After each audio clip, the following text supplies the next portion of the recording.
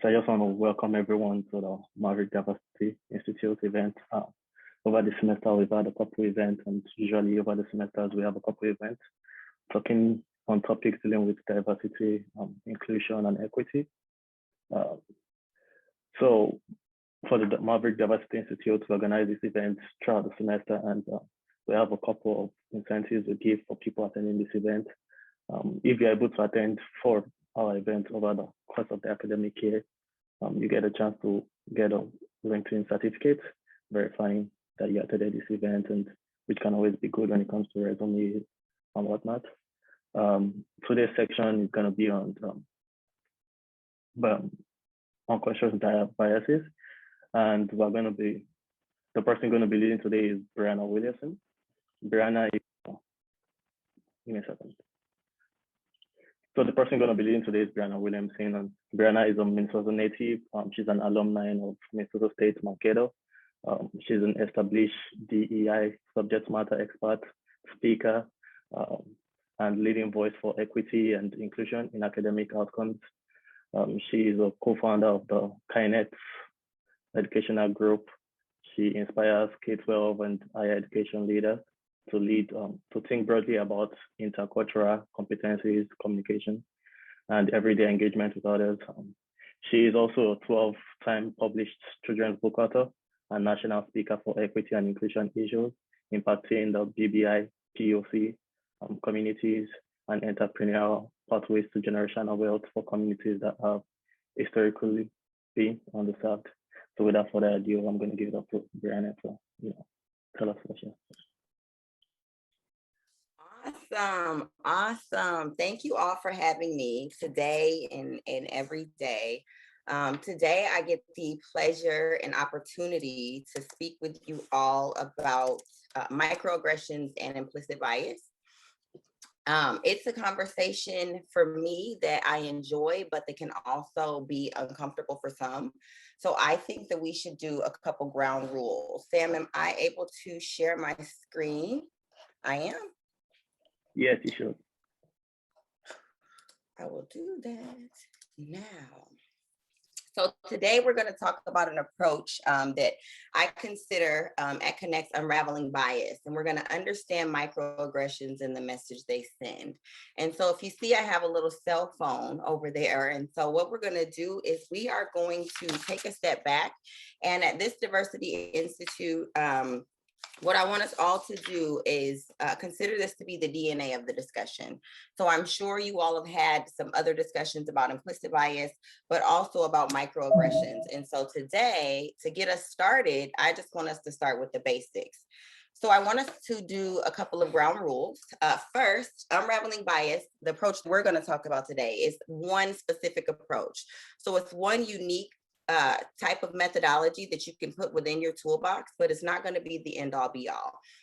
And what I want you to consider is that unraveling bias, the attempt, my goal is to charge you to identify the different layers of bias by one, taking an objective stance. So first, I want you to remove yourself from the scenarios or the situations that we're talking about today. I know that we have this culture of owning bias, right? That says that we all have bias, we have to be aware of our biases, and that is something that we all know to be true. Bias is something that we all possess, and it does impact our daily interactions with others. However, today, we want to create a safe space and exercise the assumption that just because we own our biases, it doesn't mean we're committed to them. And therefore, as we move forward, what we're really going to do is tuck those in our pocket and say, if we knew better, we would do better. And today we're going to take that first step together. The basics. What is bias? That's something we're going to cover. So first, I'm going to be that person that's going to tell you what I'm going to tell you, then I'm going to tell you, and then I'm going to tell you what I told you. And that's just an accessibility thing. So I ask that you all hang in there with me. I'm not someone who enjoys PowerPoint. For me, they become kind of a crutch. I'm someone who likes to have an authentic conversation, who likes to share my personal experiences, but also engage with yours in a way where you know that I'm being authentic and not throwing my textbook at you. We're also going to talk about implicit bias and the way it differs from different types of bias. And then lastly, we're going to talk about microaggressions, how you identify them, and the messages that they send to others. So our basic definition that we're going to be talking about today for bias, the one that I'm going to use, is that bias is the prejudice in favor of or against one thing, a person, a group, compared with another, usually in a way that's considered to be unfair. So biases may be held by an individual, they can be held by a group, so they can be systemic, they can be institutional, and they can also have negative or positive consequences. And I would consider a positive consequence to be something in our society that we see indicative of privileges, right? So even though we see some negative consequences of bias, privilege to some may exude a positive consequence. So there are two types of bias, conscious and unconscious, explicit and implicit. Today, we are not going to have time to get into explicit bias. That's bias that's known. That means that the host, the carrier, the person is openly spewing out, right, these forms of bias in everyday life, and it's through an intentional lens. It's something that they're doing with cause, and they're looking for the effect. To the likewise, we're going to talk about unconscious bias. And before we can really take a deep dive and talk about any of that, I want to share a little bit more about who I am, and not my qualifications of sorts, but what really makes me passionate about sharing microaggressions with you all today. So yes, I'm an author and educator, but I think more importantly, I would define myself as a professional troublemaker. And Lovey Ajayi Jones, she has a book called Professional Troublemaker, and it really talks about people like myself who I've come to drill down a little deeper and say, I'm really more of a disruptor, right? Someone who sees things are wrong within systems and says that my personal passion, my purpose in life is to disrupt said systems. Those systems that impede upon the equity, inclusion, or success of communities that have historically been marginalized. But one of the things that makes me unique is that I also know that my greatest lessons in life did not come from my textbook. I feel that the textbook, the education, the experience that I've had working with faculty, staff, and students were complementary, as in complement with an E, not complement with an I, meaning they go along so well with the experiences that I experience in a daily basis, but didn't know what they were, how to call them, what to name them, or if they were a microaggression or not. So I think the truth of the matter is that when roles don't define us, our most salient identities do. And if we are going back to the DNA of the conversation, when I look at what my salient identity is, I know that in this room, in this space today, I'm showing up as a woman. If I dig deeper, I'm presenting as a Black woman. And if I even drill down a little further, I'm a Black woman in Southern Minnesota, which technically makes me something like a minority, right? We won't really label it as that. So in everyday terms, your salient identity is how you show up to others. It's who comes in it's the identity that you bring into the room with you. And as we move through life in some situations, I think each of us has had these experiences where we're challenged and we feel that we have to dim our light so that the light of another can shine. And I think that is the feeling that I want you to hold on to, that we're going to be talking about in the name of microaggressions. This innate feeling that feels wrong, right? Someone may have said or done something and it feels kind of eerie. You're not sure exactly what it is, but you know that it made you feel a way. And systems in life are set up, I think, to make us feel a way. So systems like assimilation, which some students in our society regularly go through when they come to a predominantly white campus. We also have microaggressions, but then racism that also challenges us to situationally kind of tuck pieces of who we are or check them at the door. And so today in this space, we're talking about the identity that we see, but also what people see for themselves. So through my years of experience working with students, faculty, and staff to improve these systems, I've worked with other educators to replicate a methodology. And that's what Unraveling Bias is and what we're going to talk about today. So it's this process where if you think about like a rubber band ball, we are looking at that as our rubber band of biases. And we have the different biases that we know, that we don't know. But then if we dig a little deeper, there can be sexuality bias, there can be able bias, there can be class bias, there can be socioeconomic status bias. And so today, though we are only going to cover one part, what I want to do is try to simplify it And we're going to look at 3 different pieces of our puzzle as we talk about these microaggressions. So I've identified that there are 3 roles in the conversation that we have when we're talking about microaggressions. There's the host, that's the sender, the person in the scenario that possesses the implicit bias. And so mind you, the sender in the situation is operating a bias that is seemingly unknown. And then we're going to talk about the medium. And in our life, in the age of social media and beyond in technology, there are so many different mediums by which something can be communicated. And so we can think about text messages, we can think about verbal mediums, meaning I'm literally going to have a conversation with someone. We can think about nonverbal mediums, meaning that we are going to send a message through a written form, but it can also be the message through what a person does not see, so something that is not visible or invisible. And then the message. So we have the host, the sender, the medium, the means by which something is communicated, and then the message. And what's tricky is that the message is not actually what you said, it's what the other person heard, interpreted, or received. So in this unique scenario, you see we have 3 different hosts, we have 3 different messages, and we have 3 different mediums.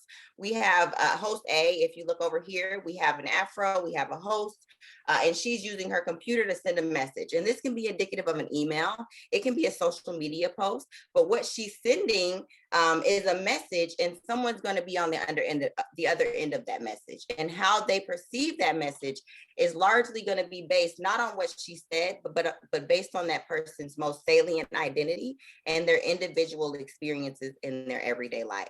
So me saying that I'm a Black woman means that the message that I receive, be it from any one of these senders, is going to go through the lens of my salient identity. And so though you said one specific thing to me, it's really about how I heard it, but more specifically what that comment or statement meant to me.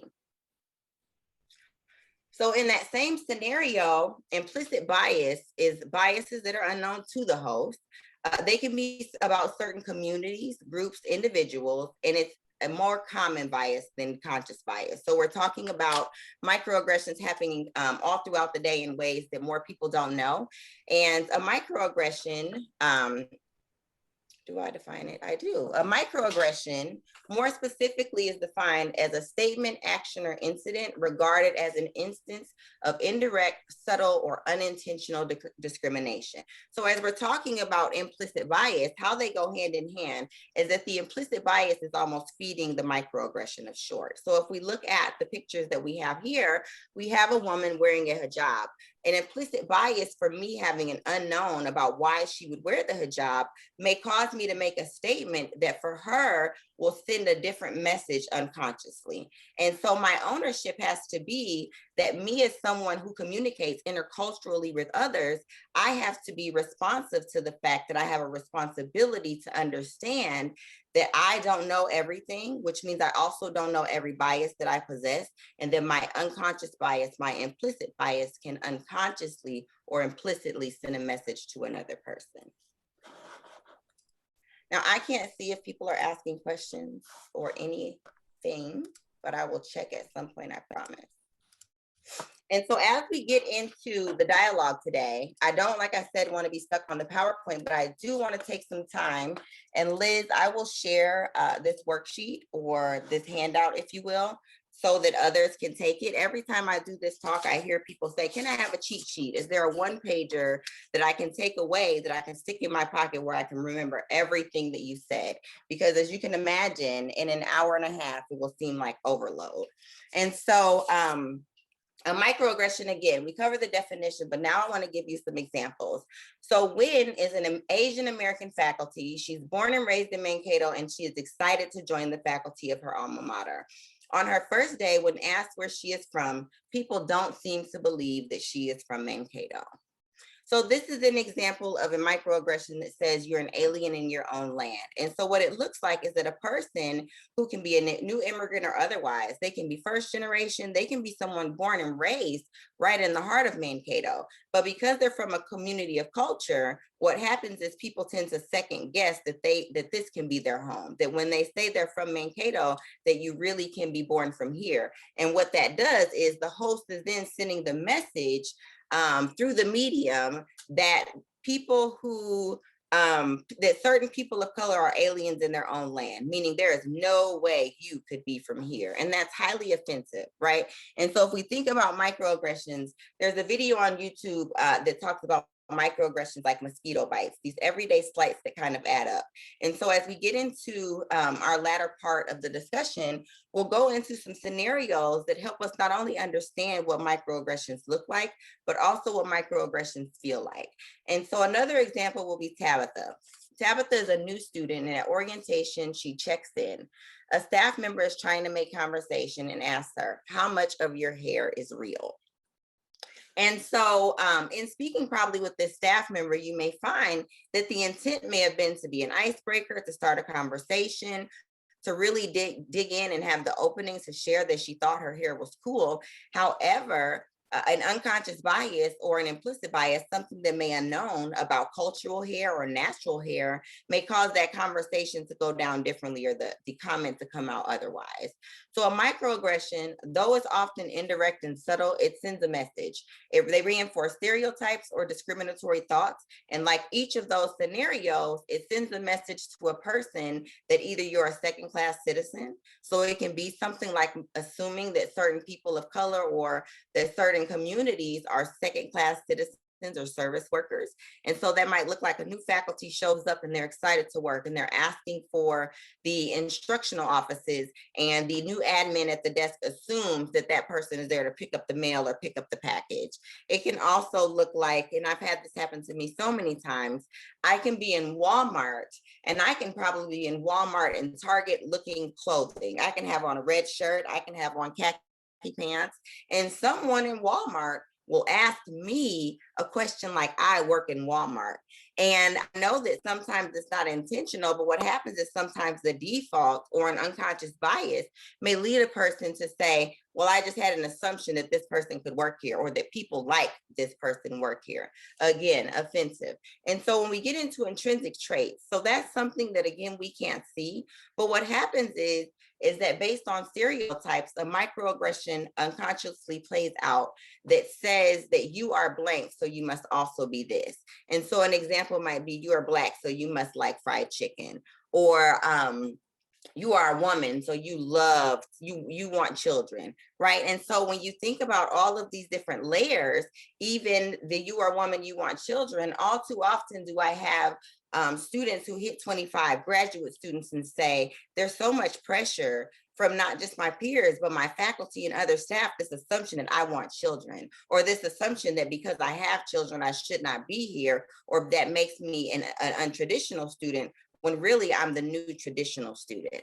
And so as we think about all of these different examples and how they relate to implicit bias, this sheet that we go through here really gives you a couple examples, but more specifically of racial microaggressions in the learning environment, in the workplace. And so alien in your own land, again, that's the assumption that diverse Americans are foreign born. So the microaggression might look like, where are you from? You speak great English. And that may be to a person where English is their first language. And so the message that that host then sent is, you must be a foreigner. You are not American. You cannot be from here. Alien in your own land.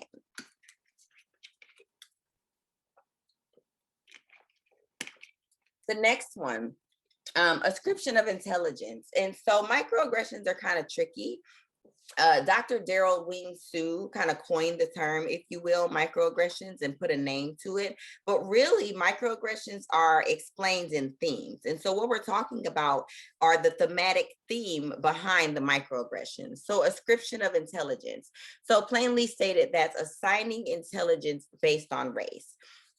That microaggression looks like this: asking an Asian staff to help another staff with their computer with little understanding of their actual academic ability in IT. So it's the assumption that Asians are a model minority and must be smart with technology. The same can be true with Asian Americans in math. This assumption that because you are Asian, you must be great in math. And again, that would represent an implicit bias in the form of a microaggression. If I pick another one, kind of a common, we can talk about color blindness. That's this illusion that race does not exist and that race has no impacts on a person's status or treatment. So that presents itself as the microaggression that there is only one race, the human race, and I don't see color. But what that does is it actually says to a person, your cultural or ethnic identity does not matter. You are not unique and everybody is treated the same. And we know that's not true. And so to discount the cultural experience of another is not the mission, right? It's not the move. What we're really looking to do is to take ownership that we all have different lived experiences and therefore they impact our everyday experience with others. And then on the shoulders of that rests implicit bias, and it also slips its way in and has an impact in how we perceive others. So another one will be environmental microaggression. And so much like the others that really signify a specific theme or aspect, what's unique about environmental microaggressions is those are nonverbal messages. So those are messages that people see. So let's say we have an African-American student who joins the Mankato community and they go to the local CVS and they have no products for African-American hair.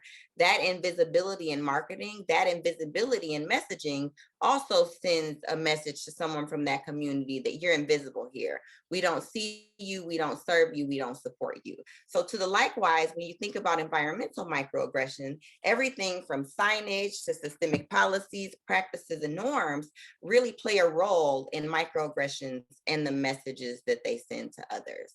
So if I give the examples of inner city schools without access to quality textbooks, so some microaggressions, when we talk about are in the form of a system, it's really a system that feeds another system. So if we talk about the prison pipeline, which is the removal of academic structures in dilapidated communities, which would also improve their trajectory to go on and improve in life, to go on to a college degree, to go on to a trade.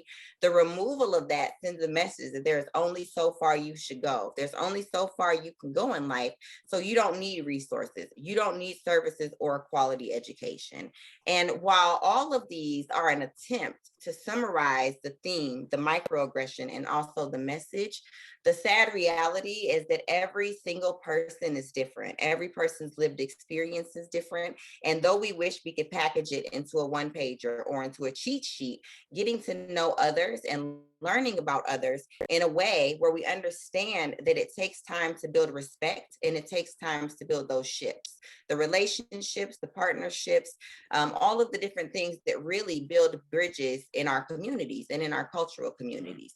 So what I want to do is transition and give you all the opportunity to practice microaggressions in everyday life. And what that looks like is I've prepared 3 different case studies that we will go through together. I know that this is not probably the most interactive format where I get to speak with you or you with me, but please know that if you do type what's in the comments, others will be able to see and you guys can have that dialogue as well. So as we go through the scenarios, I want you to kind of keep this cheat sheet in the back of your mind, recognizing that 1, you will get this later. 2, I don't expect for you to know the answer, but 3, I would also like for you to play along. So we're going to start with a scenario about a student named Sam. And so this scenario really covers the general gist of whatever the letters are these days. Sam is a rising student leader. They are excited about attending a student leadership conference on campus and are hoping to meet some new staff and students also.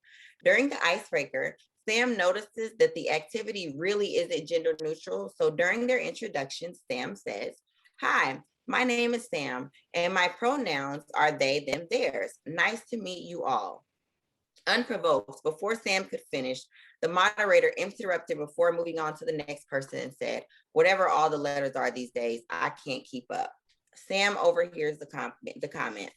When Sam complains to the staff about their comment, they get defensive and say that Sam is overreacting and just being too sensitive. So let's break down that microaggression. Who is the host? So the host in this situation would be the moderator at the student leadership conference. That's someone who may possess an implicit bias about LGBT communities. That implicit bias can be fed by a stereotype that they've picked up along the way. It can also be fed by simply an unknown, right? We get so many students, faculty, and staff who come into our community who have never experienced cultures other than their own. We get students who come from farming or agriculture communities, and all too often they're saying, this is my first interaction with this type of person, right? This person from this community, a community of this culture. And so as we're thinking about the host, we can be objective with Sam. We can be objective and say, if we give Sam the benefit of the doubt, Sam doesn't know, but Sam is feeling maybe inadequate, and that inadequate behavior is causing Sam to make a comment. That comment then offended or sent a message to Sam, the moderator. So what was the medium? And the medium is obviously the verbal comment. They may have said it under their breath, right? They may have accidentally said it into the mic, but essentially the statement, whatever all the letters are these days, I can't keep up. Even though it's a verbal statement, it still would be a microaggression. We're still going to assume that it's not being sent, it's not being said with the specific intent of offending Sam, though Sam is offended and though Sam feels hurt by the comment. So what message might Sam have received from the medium shared by the host? And I think that all too often that with comments like this, Sam may feel that she's not seen. Sam may feel that they're not seen. Sam may feel that they're not heard. Sam may feel that they're not welcomed or included in that specific space. If we look within the context of our campus, Sam may feel that that specific class is not a fit for them any longer. That specific program is not a fit for them any longer. And so as we think about microaggressions and the messages they send, one of the really important things that I had to learn, even in my own career through advising, is that microaggressions and the messages they send can greatly alter the trajectory of another person. And so not having an awareness, not being able to check your personal behavior can really derail another student, another staff, another faculty. So if I segue and give a different example from my personal advising experience, it would be that when students would come into higher education, we have this emphasis where you have to pick a major. And we do that all too often with students who really don't know. But we have federal guidelines and we have policies and practices that really place these pressures and say a student has to know what they want to do almost on day one, especially if they're getting financial aid. So that being said, it leaves the student to ask me, a person who's just another human, what should they be when they grow up almost? What programs can I do? What programs am I qualified for? And all I have is numeric metrics, right? So I'm looking at an ACT score sometimes. I'm looking at a GPA sometimes. I know what my EQ tells me, but the IQ is really triggering and saying, I don't know if this program is a fit for you. And sometimes a student is asking about nursing, and we know that we see challenges with communities of color or communities that have historically been marginalized in high programs like nursing, right? And so we see this influx of students that's going into social and behavioral sciences, and you have to wonder, how are we as advisors sometimes a part of that problem? And a microaggression can sometimes come out in the form of a professional opinion. It means instead of saying, I'm not the person who can make this decision for you, I'm someone who can clear the pathway. I'm someone who can share my personal experience and my expertise, but that decision is up to you. Me saying that is so much different than saying you are not going to make it in the nursing program. You've already failed physiology and anatomy 2 times, honey bun. This is not for you. So looking at that language, right? In hindsight is 2020. So I'm here today because I've had those horror stories of students having to tell me, what you said made me feel like this. How you handled me made me feel like this. The words, your email, right? This is what I interpreted. And, though I have to be aware of the message that person may have received, I also have to take the responsibility and the ownership that I don't know everything about myself, and something that I don't know may have impacted the life of another person, as we see here with Sam. So the next one would be Olushola Abimbola. So can I call you O, right? Can I just call you O? So Olushola is excited to join the Southern Minnesota community. Her passion is connecting with others. So she jumped at the chance to take a new career path in a new city. Her position works with families across the city to keep them aware of citywide updates, and she regularly networks with students, faculty, and staff to build partnerships. At a networking event, Olusala writes her full name on the name tag and also includes the phonetic spelling. From past experiences, she knows that her name can be a struggle for some.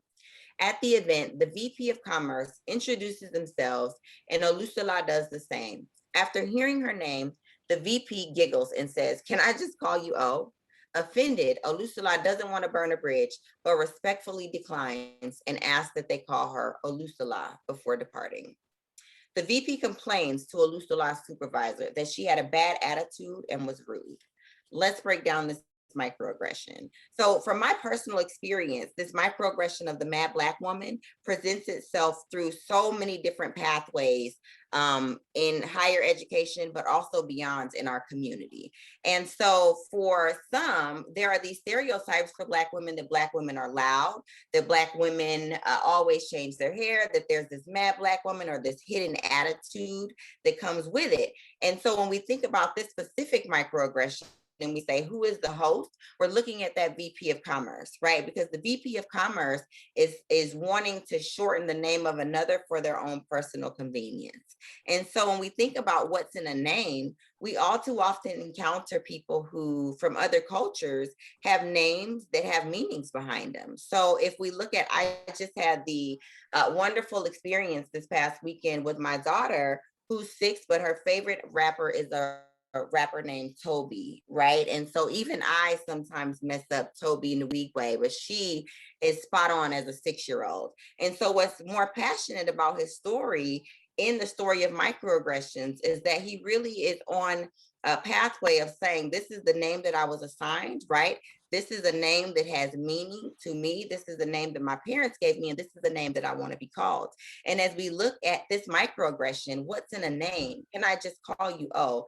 There was assumption by the host that they had the power to shorten the name of another, right? And as we look at even in intercultural communication, we know that nicknames really are reserved for people who are not just your acquaintance, right? So it's someone who you hold the deeper connection to, someone who seemingly knows the meaning of your name, knows or has taken the time to try to pronounce your name or to work at it, and who if you have given that power and that authority to say, I would prefer that you call me this.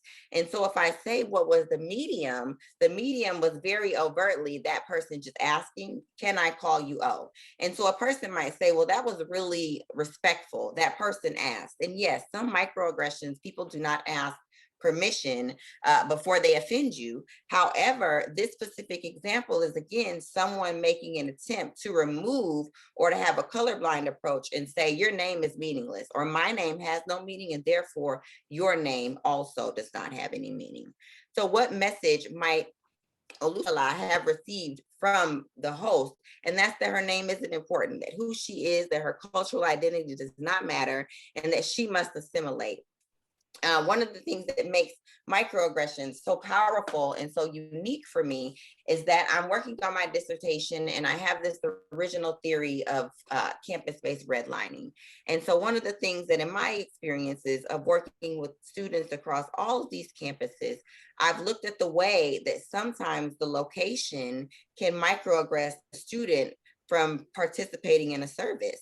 And so what we see is these counter spaces that pop up, right? In my time at MSU, there was a blacktop, and there was this area where students had said, I don't feel comfortable or safe in said space, so I'm going to create my own space. And so as we think about systemic microaggressions and the messages that they send, these actions are also push and pull factors that either push students further away from higher education, push people out of our communities, or pull people in to the learning environment or into our community. So my last example today will be Lie Her. Lie Her says, you must be retiring soon. Lie Her has been an educator for over 30 years. She enjoys teaching and has always been open about her commitment to lifelong learning. When the pandemic hit, Lie was forced to teach online, which was a new challenge, but far from something she considered to be impossible. A new professional is not excited about the small office that they were assigned and walks into the office of Lie and starts to look around. Before awkwardly departing, they look back and say to Lie, you'll be retiring soon, right? Stunned, Lie couldn't bear to respond. Lie is deeply offended, but doesn't want to cause a stir in the office culture. so she doesn't report it to anyone or mention it to her new colleague. Let's break down that microaggression. Who is the host? And so the new professional is probably really intrinsically thinking about from their own unique lens or what's important to them, that they were assigned a very small office. And as they walk into this office and see an older professional or an older educator, their knee-jerk response is to make this assumption that you've been educating for a long time, and therefore there must be a cap on your earthly success. You have to be transitioning out of this role soon. And in our society, that's not the norm. We can have positions until until we're ready. And so by enforcing that or invoking that and looking back and say, you'll be retired soon, lie is deeply offended. And so when we think about what the medium is, it's obviously that it's just the message, you'll be retiring soon. The fact that she felt comfortable to say that really is something that's going to stick with lie, but it left lie in a debilitated state. So rather, even though she felt away, she wasn't able to just take action. It's something that really shrunk her being and made her take it into a personal account and not make a stir, but something that she still will continue to bring into her experience. And so as we think about racial microaggressions in everyday life, one of the things that really sticks out for me is this idea of personal responsibility and personal accountability. Let me put this one back up for you guys. Personal accountability. So our responsibilities to others, again, is to be aware that microaggressions do exist and that if unchecked, they can dramatically alter the daily movement. And so as we get into our next activity, what I want you guys to think about is each of the different types of microaggressions. And what we're going to do is a Q&A of sorts. Sorry.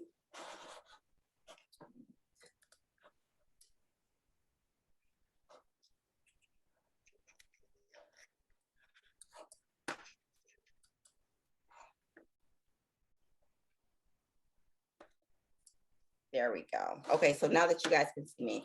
So an activity of sorts. And so one of the things that I've had the opportunity to do in my diversity career, if you will. Can you guys still hear me? Was someone about to say something? Someone was going to say something? No. Okay. In my diversity career, if you will, is create games and activities that really help others understand microaggressions, but in a way that removes not necessarily the pressure, but it opens up the floor for the conversation. So we are going to do an activity. Right here we go.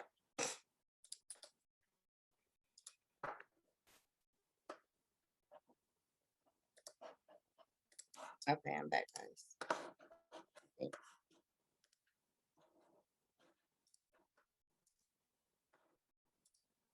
There we go. So we're going to do an activity, if you will.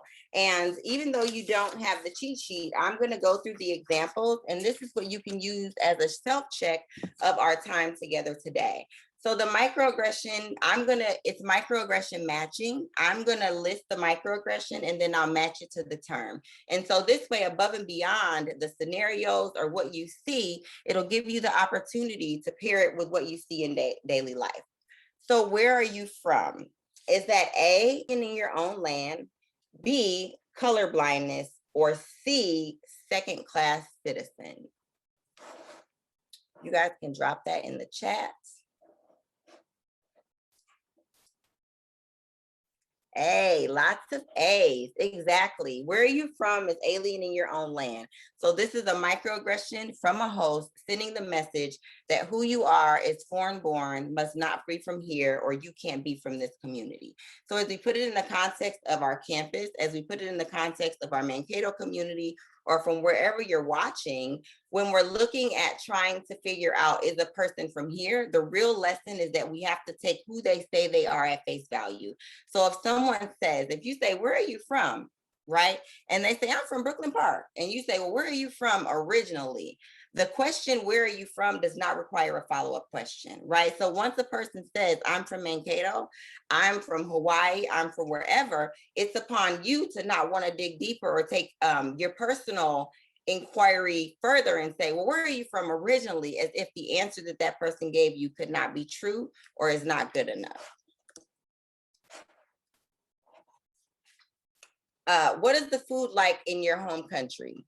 So this is actually an example of a positive way to reorient a microaggression. And so as we talk about problems, I also want to share solutions.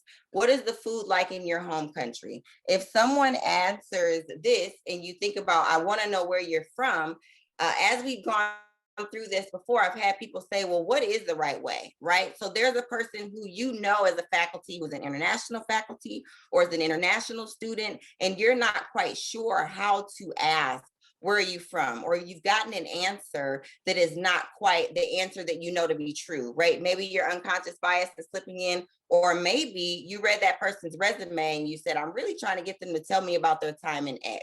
So you might say, what is the food like in your home country? Or you might reframe the question, if you will, where you say, really what I'm trying to get at is the idea that I have to be aware that there is a message that I can send to this other person. And so you can self-check that, if you will, and say, I know that this microaggression exists and I don't want to be that person. Here's how I'm going to ask my question. You should run for office someday. Your people would be so proud. Is this A, myth of meritocracy, B, ascription of intelligence, or C, denial of individual racism? So I will give you again, myth of meritocracy is the assumption that race is not a factor in upward mobility or success. That means the most qualified person should get the job. People of color do not get the jobs because they are lazy and underqualified. That's the microaggression and the message that it might send for myth of meritocracy. So you should run for office someday. Your people would be so proud. There's also the ascription of intelligence, right? Which means because you are this, you are also that. And I guess this one can also be tricky because we didn't really talk about pathologizing cultural values or communication styles. So that one says white is right and white culture is the norm and every other culture is inferior, right? And so why do you, people of color, have to be so quiet? Why do you have to be so loud? That also says that your culture is baggage and you should assimilate. So you should run for office someday can be the ascription of intelligence, right? Let's say that comment is being made to a person who has no other presidential qualities, right? They just showed up. I see it happens to me sometimes when people say, you're so articulate, is another example of that microaggression. That myth of meritocracy. It's the assumption that you would not otherwise, right? And so it says to me that because you are an African-American woman, because you are a Black woman, I don't expect that you should be well-spoken. So if someone says, my, you're so articulate, then that microaggression, if you will, is sending that message that they also had the assumption that I would not be. Your mom is a doctor. That's really impressive, right? And so this was said to a Latino student. And so when you think about the context of this, sometimes a person is really trying to give a compliment, and really what they do is they're highly offensive. Because what happens to this student is they're wondering what's impressive about my mom being a doctor as compared to the next person's parent being a doctor. And in their community, they could come from a family of doctors. And so as we think about the social stereotypes or the stereotypes that really govern our individual interactions with others, having the understanding that upward mobility or careers is not indicative of, or a person's race is not indicative of the career that they can or should ascribe to have or can have. And so looking at a student and saying, your mom is a doctor, that's really impressive, can be a host also sending the message that I wouldn't expect you to come from a doctor. I wouldn't expect it that your parent could have been a doctor or something similar. We all bleed red when we're cut. This can be either A, an environmental microaggression, B, colorblindness, or C, denial of individual racism. And I'm making it hard. You guys can keep, there we go. Yeah, you guys are feeling it. B, this is definitely color blindness. And so we all bleed red. When we're cut is an attempt to say that I don't see who you are on the outside. Who we are on the inside is the only thing that matters. And that colorblind approach says that the food that we eat isn't different, that the clothes that we wear can't be culturally defined, that the communities that we come from don't share some similarities, but also some differences too. And so when we think about the colorblind approach, that one is the specific illusion that race really doesn't exist. So that's someone who is specifically wanting to act like we don't see that there are different types of people on our earth, right, in our communities. And so the removal of that cultural or ethnic identity, though we call it colorblindness, can also present in other ways. It can present in ability blindness, right? So it can be that I'm able-bodied in this way, so I cannot see that another person cannot be able-bodied in this way. It's looking at the idea that I can only see what I need, so I can't see beyond that to what other communities need. And so if I think about like a specific microaggression of color blindness, it can be even something as simple as sanctuary spaces on our campuses, right? So as we think about the different versions of microaggressions, we have race, we have gender and sexuality, but we also have religious microaggressions, which is superiority or this thought that your religious beliefs do not fit, they're not included, and they're not welcomed. And so as we see that fine line, it comes upon us to say that that would be an environmental microaggression, but it could also be something that seems colorblind as well. Do we have more? A white person goes a different direction when he sees a Black person, and Black people walking toward him on the other side of the sidewalk. So this can be the assumption of criminality, a second-class citizen, or alien in your own land. Is it the assumption of criminality, A, B, whatever I said it was, because it's A. Good job, everybody. Good job, good job. I don't even remember what I said for B. And so this one specifically, if I had to pick a microaggression that grinds my gears almost more than people asking to touch my daughter's hair, a person goes a different direction, but there's also a similar example, which would be if you're in a store and you have a person of a specific ethnic background saying that they're followed more, right? So rather than to assist, the assumption of criminality means I thought you were blank, and so therefore I thought you were more likely to steal, you were more likely to kill, you were more likely to do these other acts because of your ethnic background. And that sends that message to a person of color that you must be dangerous or deviant, or that is based on your race. And so even if I think about my personal experience, when it comes to microaggressions, as we get into the latter part, or when we get into the wrap up, more people want to know, what do you do with microaggressions? And then how do you respond as the receiver of a microaggression? And I would table it, but I forget. And so this past weekend, I was in a store and I was buying jeans, and I hadn't been out in a while. And I had that thing happen where someone's trailing me so much, they're stepping on the back of my Croc, right? Because Crocs are year round for me. And so stepped on the back of my Croc. And that wasn't the first act. Then the next thing is I'm laying out jeans, and that person just has to fold them. No one has said, hi, how are you, right? And so as you think about that, for me, all of those things are sending what? One, the message that you were too good to help me when I came in here, but two, that you're more concerned, or that you see me as someone who might steal, right? And so, yeah, I took an inventory and said I did. I'm a new mom. I kind of ran out of the house, right? But I should be, that's my right. My right should be to look how I want to look, and to not be stereotyped for how I look. And so even that mental checking of being like, is it me? What is it with me that could have caused that response, right? Is a form of victim blaming and microaggressions that we really can't even take a deep dive into today, right? It's what happens internally when someone like that professor does not respond, or when a microaggression happens and it causes them to freeze and not know what really occurred. So a Latino teenager leaves a convenience store without buying anything and is followed outside by the store manager in question. See, I'm so far ahead of myself that I had this and I still talked about it. And it's because this is one that is so common. And when you think about it, we have this hidden layer of implicit bias, but also these implicit norms and in a sense, epigenetic trauma that really plays out based on the person who is the recipient of a microaggression. And what I mean by that is society sometimes sends a message that if you don't behave this way, this is how society will treat you. We can apply that to police brutality. We can say that there's driving while Black. There's these very prevalent stereotypes that really present themselves distinctly, but only for certain communities. And it's not for us to validate or say, yes, that person did have that experience.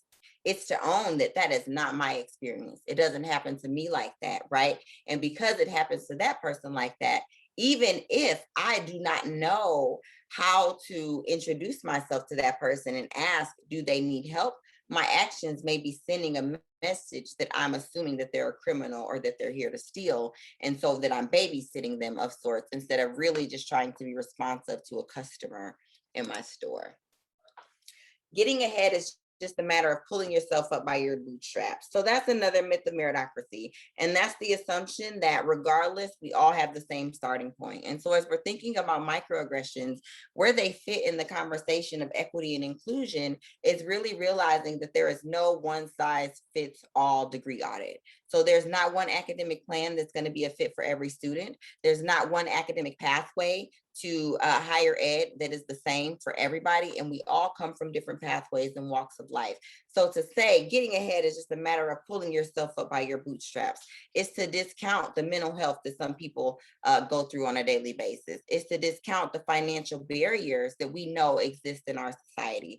And so as we're thinking about implicit bias, how it might play out and how it plays out in privilege is that I might be a person who is privileged with an income. I may be a person who is privileged with a career. And so when I see people standing on the corner, I cannot then also see that they cannot have a path like my own. And that's the microaggressions, right? So that's the implicit bias that kind of creeps out and says that you should be able to do what I did because I did it, and your plight should be the same. Now, this Kanye one was old. I totally wouldn't be quoting Kanye in 2021, but apparently Kanye said it best. If people of color aren't getting jobs, it's just because they aren't qualified. So again, I actually probably would quote him because he's a microaggression master, right? So if we look at all the different examples, if he said it best, people of color aren't getting the jobs, it's because they aren't qualified. And again, that's the myth of meritocracy. That's saying that a person's race can be attributed to the fact that they're not experiencing upward mobility. Why are Native Americans so quiet and passive? That one, I'm just going to tell you, would be the pathologizing cultural values or communication styles. So it's assuming that a person who is a part of a specific culture or group literally possesses the same qualities. So you see it play out where some people will say, because you are LGBT, you must also be great at fashion, or you must also be into fashion.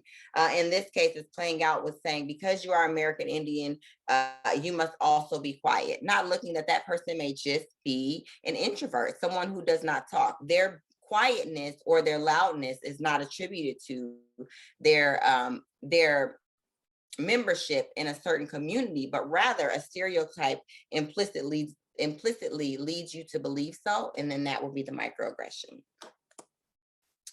Do you have a vegan meal option? We have a few LGBT colleagues, so may want to have a few on hand just in case. This one is like, if I had to make a list of the top 100 microaggressions, when we talk about pathologizing cultural values, there has become this assumption that because you're LGBT, you must also be vegan, or because you are in this community, that they go together, right? And it is no, my veganness is not attributed to my membership within a specific community. And so that implicit bias causes you to say things like this. And what it does is it leads you to say, it leads the person to wonder where the correlation exists. Like they struggle to make the connection. A new Latino teacher walks into a classroom to get directions to the main office and is asked to empty the trash instead. And so this one is a prime example of second-class citizen. So it's the assumption that people from a specific group must be second-class citizens. And I think if we are honest with ourselves about the history that we have within our society, as microaggressions present themselves, as they creep up, as they kind of peek out, there's this example where you see that someone has an implicit bias, and it may be for what a delivery driver looks like or what the janitors look like, or they may have a janitorial staff that they think is predominantly dominated by a certain ethnicity. So every time they see that ethnicity, they enact that assumption. A Black student is waiting to ask a cafeteria staff person a question and is ignored in favor of helping a white student. So this is one where a nonverbal microaggression has occurred, right? Someone was taken in place of the person who was there first, which happens to be the Black student. And that can send a message to that Black student that I don't see you, or that you are less important than the person that I chose to serve. The same can be true if you're in a convenience store and someone is chosen to help a specific person over another. So a teacher has a PowerPoint for an English lesson, and all of the pictures are of white people. So what this is an example of, when we look at microaggressions in marketing, sometimes what happens is microaggressions and the messages that they send, the implicit bias may lead you to create an image for a poster about welding that only has men, right? So you're not going to consider that women may want to be drawn into welding too. And that absence of that image is another form of an environmental microaggression, right? So it's something in marketing where it says all of the pictures are of white people. So people of color may not see themselves in that presentation, and equity and inclusion looks at being representative. So if we're talking about how microaggressions can present themselves in PowerPoints, can present themselves in presentations, it's also the absence of a specific identity as well. So this specific example can be true for women in welding, but it can also be true for men in nursing. So when we look at these examples of microaggressions, it's making this assumption that men do not want to go into nursing programs, so we're only going to display women in nursing programs. And what you do is you isolate those who also may want to be invited in by not being inclusive. A teacher is teaching about slavery and asks the class to make a list of pros and cons, right? And so some of these, unfortunately, we've seen play out, but this specific example, if you think about the historical context of slavery in our specific society, it holds different weight and different meaning for different cultures and cultural communities. So the insensitivity behind the ask, but also making them make a list of pros and cons, would be a microaggression. And then lastly, you don't act like a normal Black person, right? And so if we're thinking about microaggressions and the messages they send, sometimes they're in comments we say to our peers. Sometimes they can be in practices that we hold with others. But the general gist, and I will pause my screen as I transition into our last wrap up of what I want you to take away about microaggressions and the messages they send.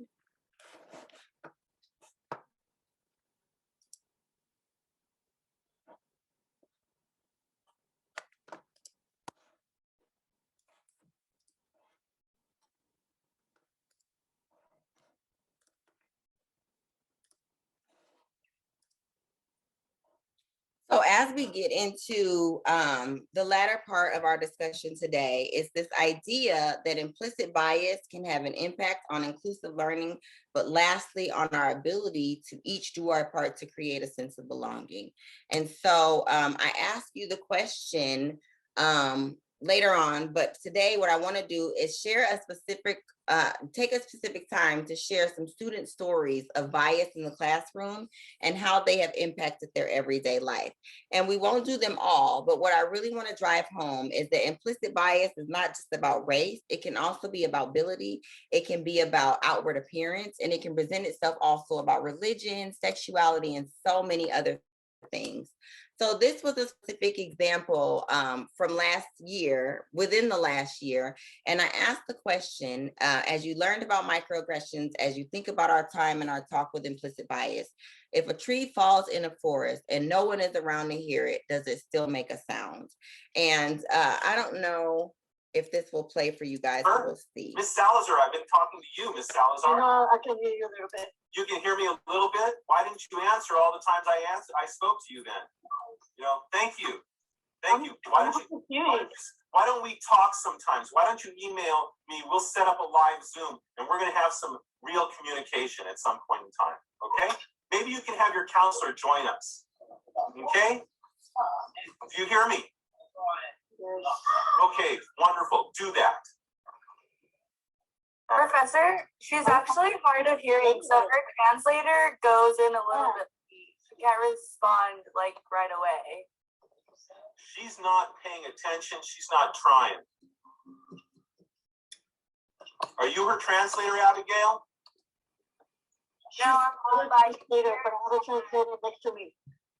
it's slower on her end because she needs to get it translated, and then it goes to her hearing keys.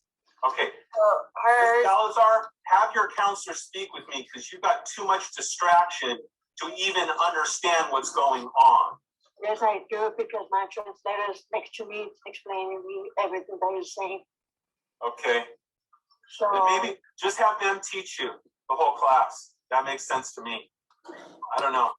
I don't understand it, but I see you laughing and smiling and giggling with somebody else. It doesn't seem to I'm me in a like good mood. Like, why should I be in a bad mood? you shouldn't be in a bad mood. You should be paying attention to the class. I'm in a good mood. All right, whatever. Okay.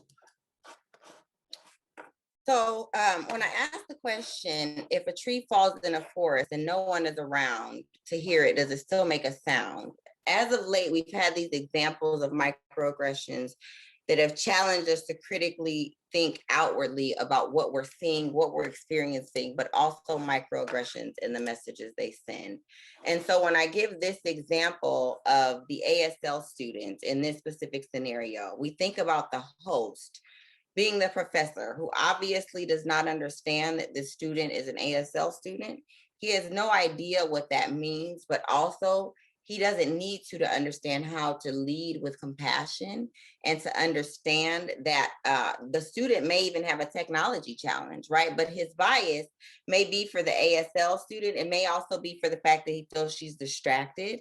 And as we think about during the pandemic and so many students, we went online, there's so many things that we think we see that are not visible to the naked eye. And that's what microaggressions really are. They're these everyday slights that are cumulative.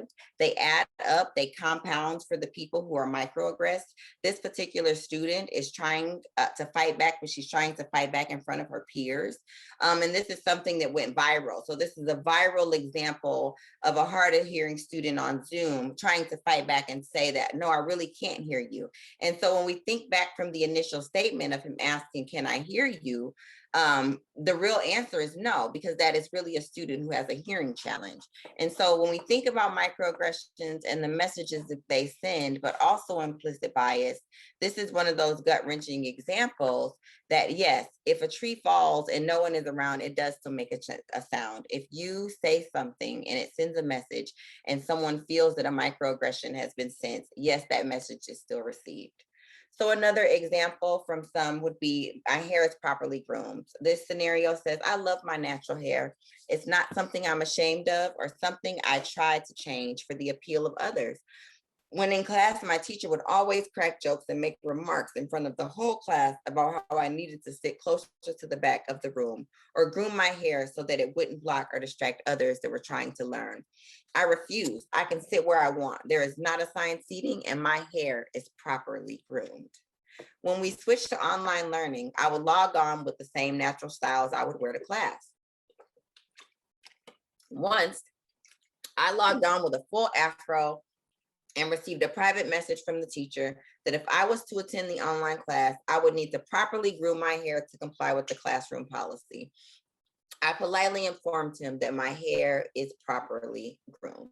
So this specific example is looking at the fact that a teacher has a preference about a student's hair and he's cracking jokes openly in front of the class.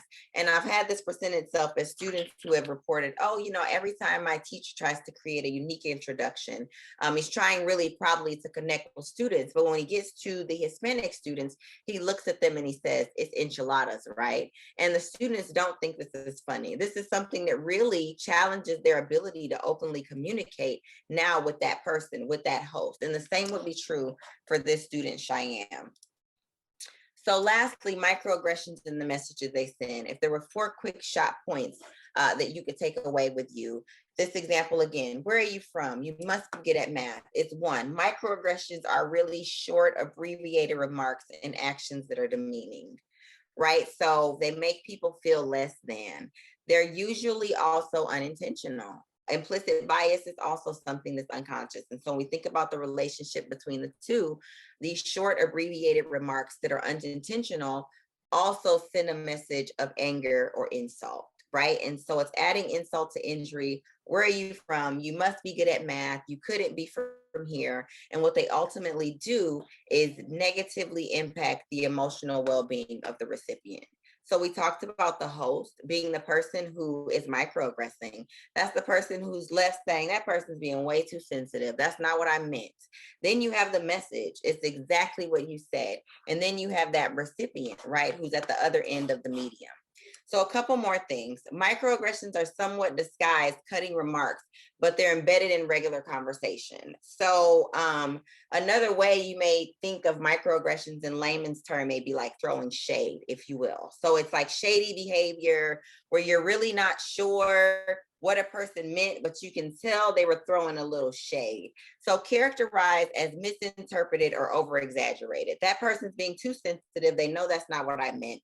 And it causes that recipient to either react or retract. And so as we looked at all of the examples that we had today, be it the person who wants to call someone a different name, or the professor who is feeling forced to retire or who is feeling pressured to retire, it can cause someone to react. They can explode, right? And so on the very far end, it can go 0 to 100 real quick. And so when you think about microaggressions and someone saying, I think that person overreacted, that person has literally probably dealt with hundreds of these minute or these micro assaults, if you will, these microaggressions, and they become cumulative. And really what happens, and I'm not going to pour my water out because this is really good water, is that you can only pour so much water into this bottle before it starts to spill, right? And I can only drink so much from it before it'll be completely empty. And so when we think about microaggressions, and if this bottle were a person, it can cause a person to explode, pouring too much, adding more water or microaggressions to the bottle,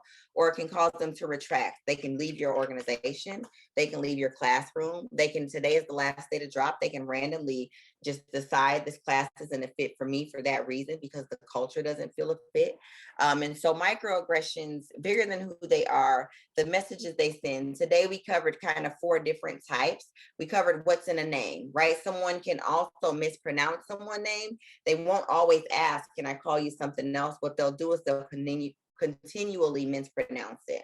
My name's Brianna. I'm always called Brianna, right? It's not tomato. So when you really are thinking about what's in a name, if someone has corrected you one time, then it's upon you to do your due diligence to try to learn. And so I think if we think about equitable practices to overcome microaggressions, we can see some in our graduation process where you write the phonetic spelling of your name right on the card. And that's another measure. Giving students the option to type the phonetic spelling right into the graduation form would be another indicator. Like, we see you, we know you we know you have a different name, one that we haven't seen before. It's unique rather, and we want to be responsive to that. Examples can also be microaggression and intention. That's landing a test or a project on a due date that's specifically scheduled on a religious or cultural holiday. So there's these environmental microaggressions, if you will, that also present themselves through the intentions of others. Another one, race representative. If a student is continually asked to be the race representative, the gender representative, the religious representative during class discussions. That's assuming that that person wants to be the owner of all information, and that their specific experience is one that they're comfortable sharing through the context of others. And then lastly, gendered assignments. That's the assumption that tasks are assigned to students based on their gender. I know in daycare, one that really got me was that during playtime, I wanted to make sure the boys were also washing dishes. So I wanted to make sure the society understood that there are some ways that we condition gendered roles or gendered assignments, even in daycare settings. And so that can be an environmental microaggression where you just assume the boys want to play with all the trucks and the girls want to play with the dishes or do the domesticated play activities. And so looking at all of those examples, really the microaggression experience screams that the everyday experience of people of color is different than the everyday experience of white people. And so if we just take that one nugget and stick it into our pocket and say, what we want to do is really be aware that people from cultural backgrounds are simply people who are different than myself, that their everyday walk in life, but also their walk in life with me, is largely shaped by their experiences with others in their cultural community, their experience with others within our campus community, as well as our greater community. So I did save 15 minutes for Q&A. So if anyone has questions about microaggressions, I will stop sharing my screen and give you the opportunity to ask those now. And if not, I may ask myself some. So Liz, I don't know if you want them to unmute and ask or type their question and then I can answer. We can keep an eye on both options. People want to certainly unmute, go ahead. If you'd rather type your question, if you want to type your question anonymously, you can send it direct. Well, it would be relatively anonymous. If you want to send messages or questions direct to me, I can read them to provide anonymity, but certainly we've got some options. We do. So I have a question. I'm going to ask a question. Love it.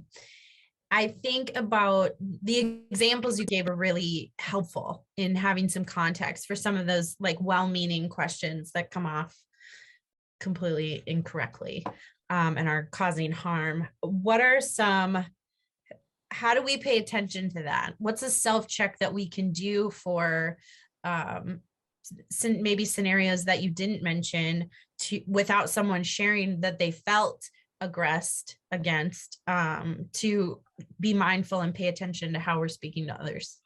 I do believe that as you get into your work of microaggression, there's a sort of self-checking that has to happen, right? And that's our internal barometer that we take with us in our daily interaction with others. And it's really just, I think, us taking a step back and being sensitive of the fact that I don't know this person that I'm having a conversation with, and that I'm walking into the unknown of sorts.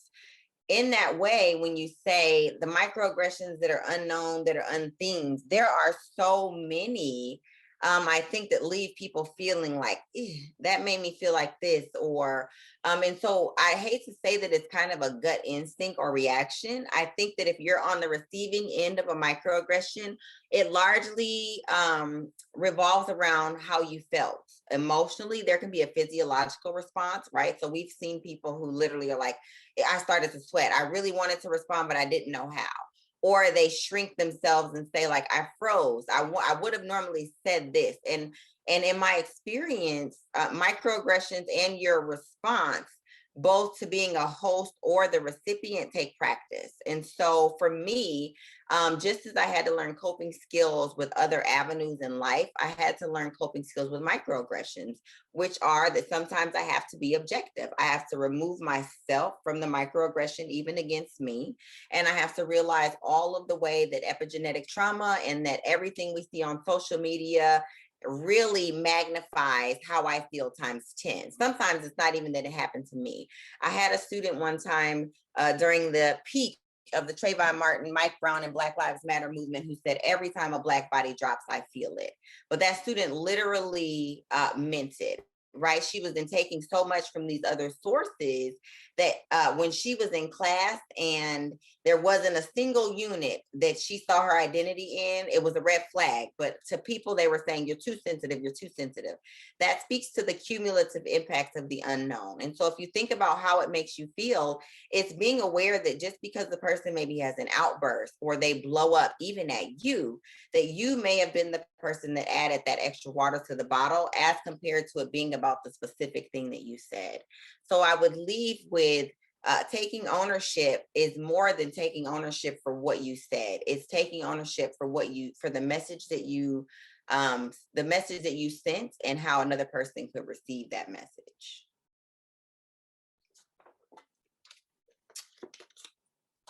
Any more questions? Any books you would recommend related to microaggressions and bias?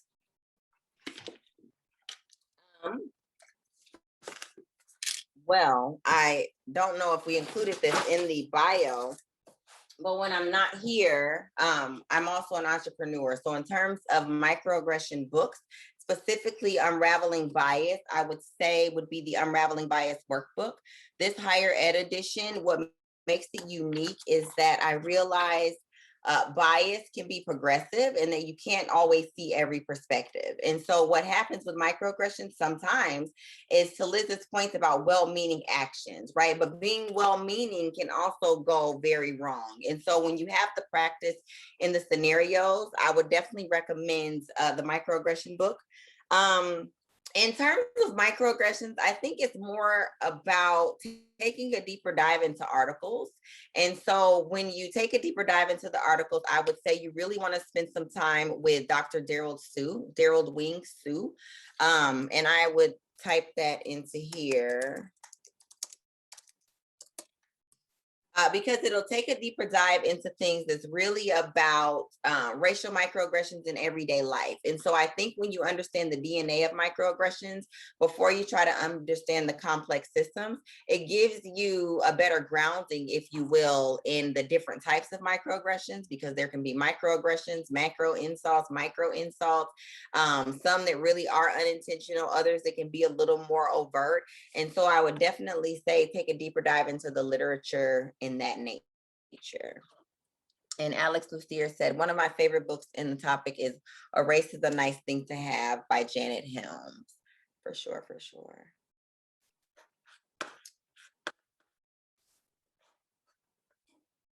I don't know if I see another question, so I will. Question. Go ahead. Hi, Jackie. Is it Jackie? It is, yeah. Hi, Jackie. How are you? I'm well. How are you? I'm great. First of all, thank you for the information, the PowerPoints. It's been very insightful and educating. I did have a question about one of the examples you presented, which was a microaggression of a man crossing the street when he saw 3 Black men on the same side. Would you consider it a microaggression, or maybe not you personally, but is it considered a microaggression if the same were for a woman with a man of any gender, that a woman would pass to the other side of the road because she feels that threat? Or is that a whole different kind of situation? So microaggressions can definitely be gendered, right? So you see, there was a movie I think called Crash, where there was the example of, like, if a Black man gets on the elevator and you clutch your purse, or if a Black person, in the stereotype or the implicit bias is towards Black people. I have seen, especially for even, there's a show recently on Netflix called The Maid. And in speaking with, even doing this talking about the triggers that we experience in daily life, people who have had abusive backgrounds or domestically violent backgrounds, in either direction, can be triggered in either direction by a gendered-based microaggression, if you will. And so similarly to someone saying, like, oh, that person crosses the street, identifying a microaggression themes are only really meant to put you in the scheme or the range of what might be happening. In general, it's really based on the root of the implicit bias. So a person can have the fear of a person based on, I think you could harm me physically. I think you may want to steal from me, or there's a stereotype that leads me to feel that you make me feel unsafe. And then we also see systemic microaggressions where if you're in a dark alley at night, can it just be reasonable that anyone who walks by? But again, the microaggression may be if there's a man in a suit, right, who's leaving an event, he may be offended if you move away in the dark alley. But is there a reasonable assumption that two people in a dark alley, one may not be microaggressing, right? One's not assuming that you would harm, but rather just coming from a place of being safe. And that's that hidden unknown, that a microaggression is really based on how a person can interpret what you're doing and what you're saying to them based on their experiences. Thank you. Mm-hmm.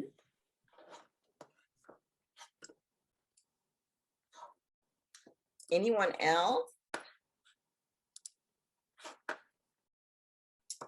with a microaggression question? Anyone? I won't say going once because there's a lot of time. I'm trying to find something just in case.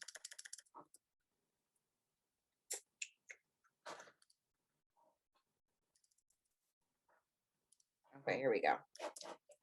So in lieu of questions, I will pre-populate some more questions. We only have 8 more minutes and I could give you the time back, but I find it hard to believe that in an hour and a half, we've mastered microaggressions. And so I will leave you with a couple last nuggets on them. And I will share my screen again. Right here. Share my screen. Oopsie.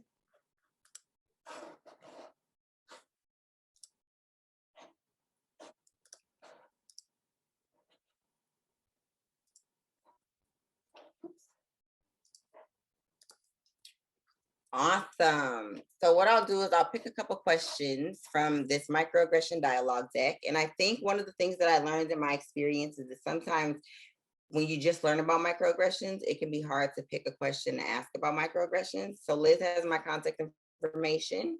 I'm sure they share that, and being an alum, I'm always happy to answer additional questions, but we'll take a couple questions from the deck. And so this one is, name one microaggression that someone might experience because of their gender identity. And I think we talked about some, and a lot can be attributed to motherhood for women, right? The assumption that all women want to have children, or that women who don't have children are feeling as if they're missing something. The same can be true with societal pressures to get married, or gender-based assignments based on this motherly nature, if you will, that because you are X, you should also want X.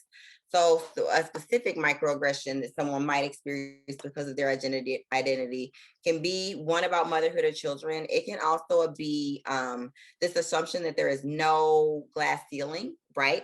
Or that there are different layers within microaggressions, that some races of women experience different things. I'll just pick 3. I'll pick my favorite 3. Let's see. What would be your reaction if a staff member that you admired suggested that you weren't going to succeed in college? How would this make you feel? So aside from the racial microaggressions, when we talk about ability microaggressions, if you will, sometimes when you see things as far as numerical metrics, an ACT score, a person's GPA, their class rank, it leads you to make a deduction about someone. And when you say that out loud, that can also send a message to someone that they're not going to be successful.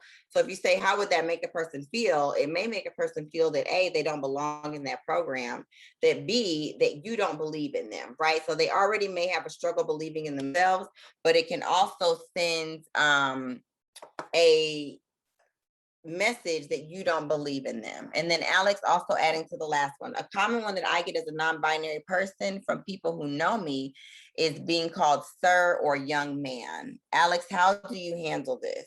For sure. Yes, Alex, can you share a little bit about that? And we only have 5 more minutes, but I think that will be a perfect segue. So a common one as a non-binary person from people who know me is being called sir or young man. How do you handle this, Alex? Hi, that's me.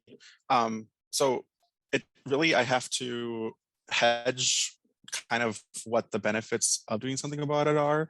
If it's someone I know I'm not going to see very often, or someone like really high above me, I'll tend to just kind of, yeah, cool, kind of brush it off. But if it's someone who I work with a lot, someone who I have to interact with in multiple ways, and someone who I have known for a while and I would expect to know. It's kind of like, oh yeah, young person, or you just call me Alex. You don't have to say Mr. Sir. Especially students who don't know me will send me an email, dear Mr. Lucier, and I'm like, please just call me Alex. Mm-hmm. I think that's an excellent example. When you talk about like students, like you said, who don't know you, walking kind of into that new territory, but also just we live in this society that makes us assume that we should call a person something other than their name. And so one of the things that you brought forth that I will end on is this idea of cultural capital, or your social capital, if you will, and how much of that you expend. So if we look at the example of Lai, the older woman who was asked, aren't you retiring soon? She also is probably hedging, like Alex said, how much do I want to show up in this instance, right? You shouldn't show up to every argument you're invited to, but when you're thinking about defending yourself or defending your identity, hedging, like, what do I have to lose? And so we get so many people who also ask, how do you respond to when you witness someone else being microaggressed? And I think what Alex said, the same would be true. You have to weigh out your personal positionality and your seat at the table at all times. And we have some people who say, I'm challenged between my career and really blowing up these systems, or really sharing these insights or things that I've seen. And much to Alex's point, using your cultural capital, using your relationships within that organization is on a case-by-case basis for yourself, but also for anyone else that you're looking to support or serve through your unique roles.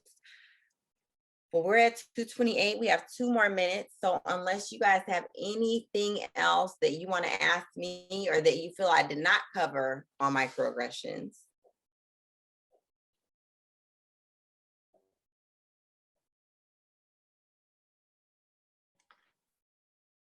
Thank you so much, Bree.